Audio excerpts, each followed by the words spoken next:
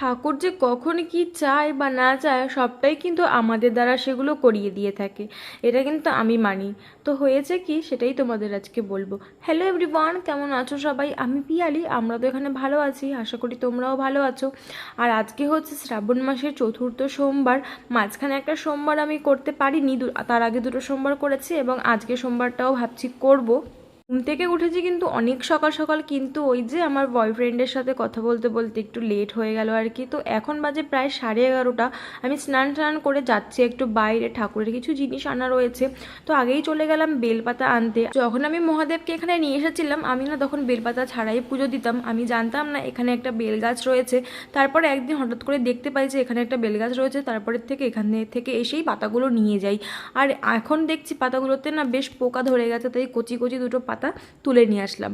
আর পাশেই দেখলাম একটা জবা ফুল গাছে অনেক ফুল ফুটে রয়েছে, সেখান থেকেও কটা ফুল ছিঁড়ে নিয়ে আসলাম। চলে আসলাম বাড়িতে। আসলে আনতে গেছিলাম দুধ আর দইটা, সেই দুটোই তো সবসময় ঘরে আনা থাকে না, ওটাই আনতে গিয়েছিলাম। তারপরে বাজার থেকে এসে হাত মুখ ধুয়ে চলে আসলাম পুজো করতে, যেহেতু আগেই তুলসী গাছে জল দিয়ে গিয়েছিলাম আর সব ঠাকুরের বাসন টাসনও মেজে রেখে তারপরেই গিয়েছিলাম।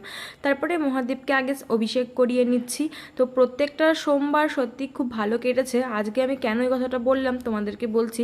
আজকে যেহেতু চতুর্থ সোমবার আর আজকে তো ভগবানকে জব অর্পণ করতে হতো, তো আমি না এখানে কোথাও পাইনি, সেটা খুঁজেও চেষ্টা মানে অনেক খোঁজার চেষ্টা করেছি কিন্তু কোথাওই পাইনি। তারপরে আমি নিজে থেকেই মেনে নিলাম হয়তো মহাদেব আমার কাছ থেকে জিনিসটা নিতে চান না, তাই হয়তো আমি তাকে দিতেও পারিনি। এই ভেবেই মনের জন্য এই বলেই মনকে সান্ত্বনা দিয়ে আজকের পুজোটা করে নিয়েছিলাম।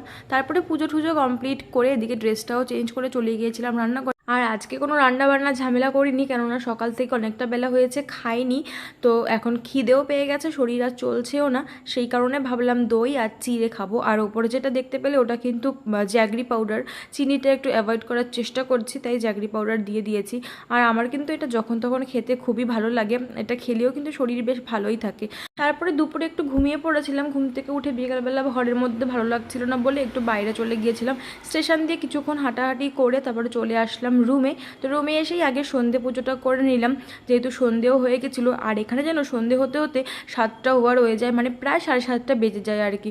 তো সন্ধে টন্ধে দিয়ে ভাবলাম কিছু একটা খাওয়া যাক, তার জন্যই রান্নাঘরে চলে এসেছি। আর দুপুরবেলা পুজো দেওয়ার জন্য যে দুধটা এনেছিলাম সেটাই কিছুটা দুধ রয়েছে, ভাবলাম একটু কফি বানিয়ে খাবো।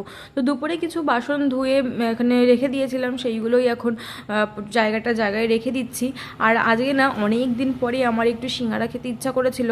তো ও থাকলে বাড়িতে আমাকে এই সমস্ত খেতে দেয় না, কিন্তু আজকেও নেই বলে ইচ্ছা যখন করেছে তো ইচ্ছেটাকে আর মনে চাপা দিইনি, আমি একটা সিঙ্গারা নিয়ে এসেছি।